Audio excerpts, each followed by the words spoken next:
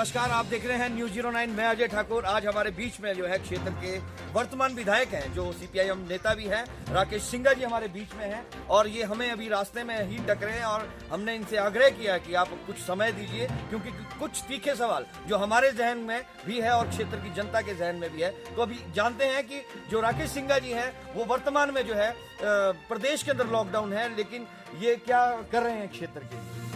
देखिए अजय जी, ये बहुत बड़ी चुनौती है, बहुत बड़ी चुनौती। इस चुनौती में कोरोना वायरस की विजय होगी या मानवता जाति की होगी, ये भी बहुत जल्द है कहना।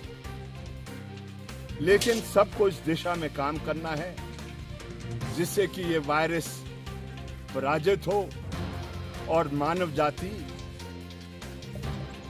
इस संघर्ष में आगे निकलकर विजय रहे। और इसीलिए इस वायरस को अगर लड़ना है तो पहला कर्तव्य सबका यह होना चाहिए, जो समाज का सबसे पीड़ित, जिसके पेट में अन्न नहीं जा रहा है, उसके पेट में अन्न सुनिश्चित करना बहुत जरूरी है।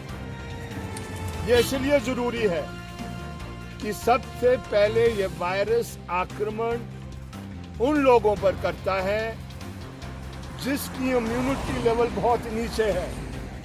मैं थक गया इस प्रश्न को समझाते समझाते, और अब आस्ते आस्ते जैसे बहुत सी खबरें और बहुत सी जानकारी आ रही है, अब लोग इसको समझने लगे हैं।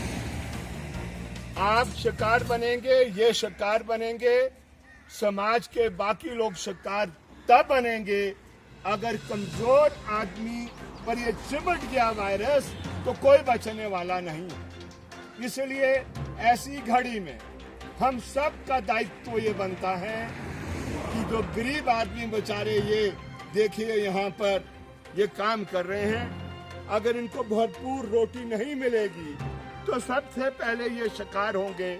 लेकिन वायरस इन तक सीमित नहीं रहेगा, वो समाज में जाएगा।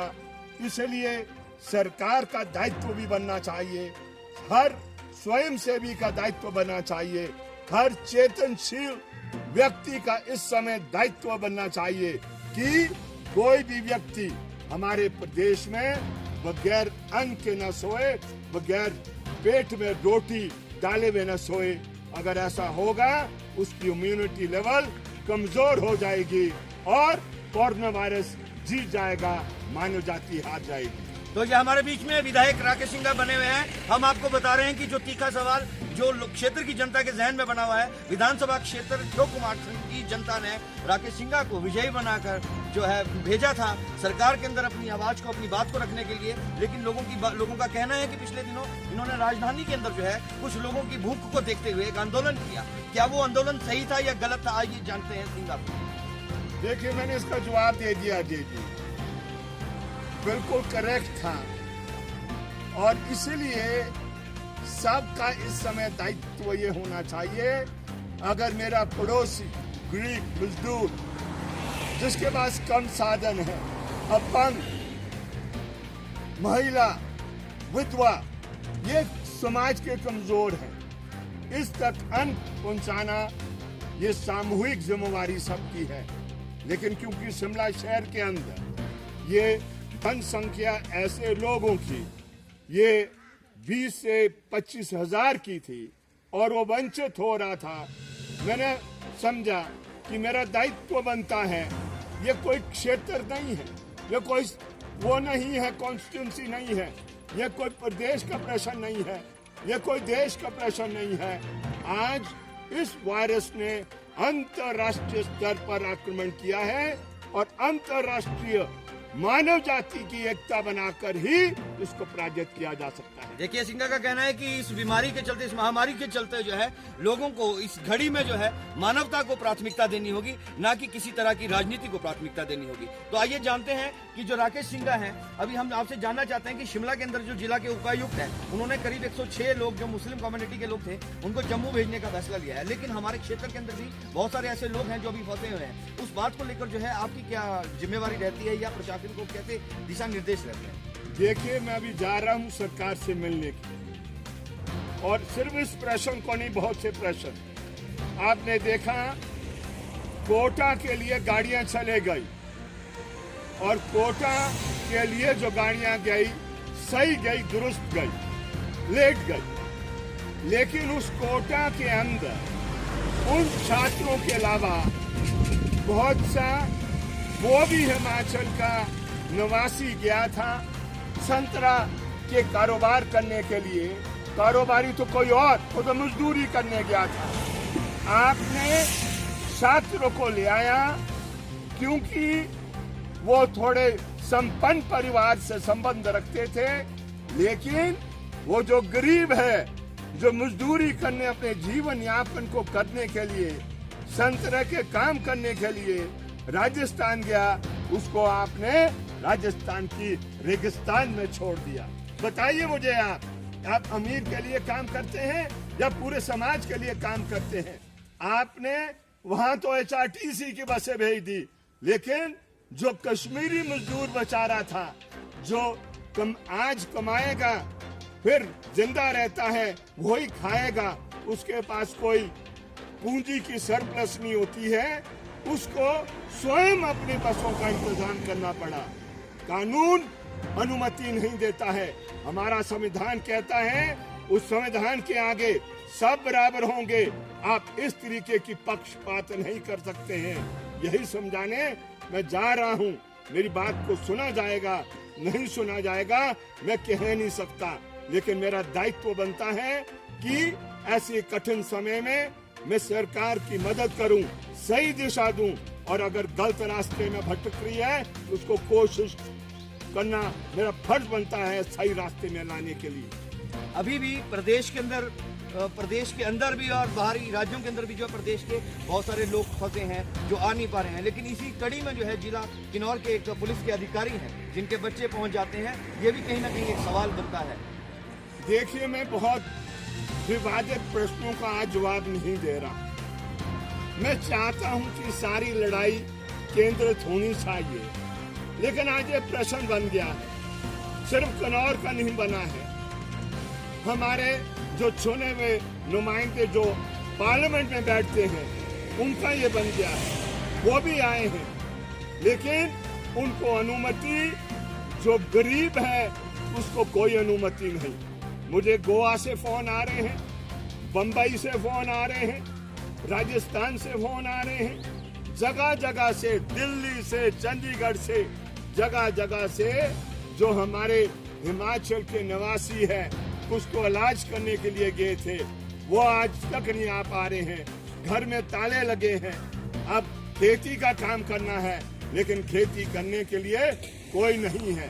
तो हम सरकार से यही विनती करना चाहते हैं, प्रार्थना करना चाहते हैं कि ग्रीन टू ग्रीन तो अनुमति दें। अभी आप ग्रीन टू ग्रीन अनुमति नहीं दे रहे हैं। एक ही जिला के अंदर आप फंस गए हैं, एक कोने में रोडू में और दूसरा कोना कहीं। लोग रोज दरखास्त डाल देते हैं, लेकिन वो बाद में वो उसका रिजेक्ट हो जाता है और निराश होके बैठ जाता है। आप लंबा रखोगे तो कई आत्महत्या करेंगे। मेहरबानी कर चाहे 6 घंटे के लिए खोलना पड़े, 8 घंटे के लिए खोलना पड़े, खोलो विद इन दी डिस्ट्रिक्ट। समय दो, अनाउंस करो कि फलानी तारीख को जो भी फंसा है हम अनुमति देंगे कि एक जगह से अपने स्थान पर पहुंचने के लिए वो तरीका है। क्योंकि ये जो कोविड ई पास में जो भी दरखास्त डाल रहा है वो रिजेक्ट हो रही है, वो सिर्फ उन लोगों के पारित की जा रही है जो समाज में प्रभावशाली लोग हैं। तो ये तो हकीकत सच्चाई है। तो मुझे बताएं क्या करे?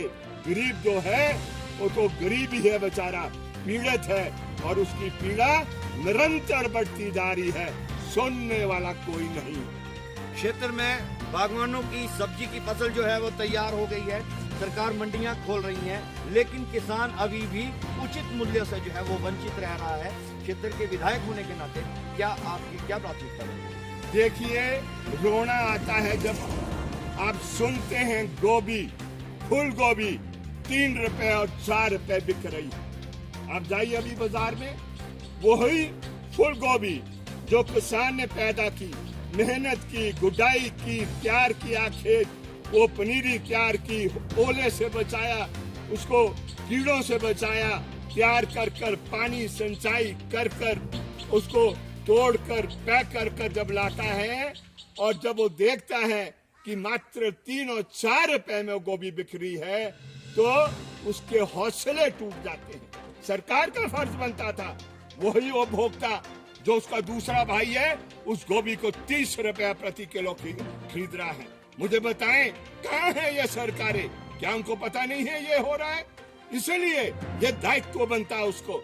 ये तो आज आप पूरा ट्रेड अपने पर ले जाते और खुल के आपकी गोभी बिकनी थी, किसान को भी उसका अच्छा दाम मिलना था और जो खाने वाला है वो भी 30 रुपए से बच जाता, 5 रुपए का वो रख लेते, उसका जो खर्चा बनता है ये तरीका था। लेकिन ऐसी कठिनाई में जो बहुत से ऐसे लोग जो हैं, जो पूंजी के मालिक हैं या जो उस पूंजी के रास्ते पर चलना चाहते हैं, वो इसका फायदा उठाकर मुनाफा लूट ही करना चाहते हैं। उनको चिंता नहीं है कि कोरोना से कोई बचेगा कि नहीं बचेगा, भूख से कोई बचेगा कि नहीं बचेगा। वो तो सिर्फ नोट बनाने का काम कर रहे हैं। ये अच्छी बात नहीं। हमारे बीच में ये क्षेत्र के विधायक राकेश सिंघा थे, जिन्होंने कहा कि लोग इस महामारी के समय में भी है पूंजी इकट्ठी करने में जुड़े हैं। उन्हें नहीं मालूम कि यहाँ लोग भूख से भी मर सकते हैं, उन्हें नहीं पता कि ये परिस्थिति कितनी गंभीर होने वाली है। सरकार, केंद्र सरकार और दुनिया भर के जो सरकारें हैं, जिम्मेवार लोग हैं, वो इस बात को लेकर पूर्ण रूप से गंभीर हैं। मैं अजय ठाकुर क्षेत्र के मुद्दों को लेकर News 09 से कैमरामैन मोनिश शर्मा के साथ आपके बीच में आते रहेंगे।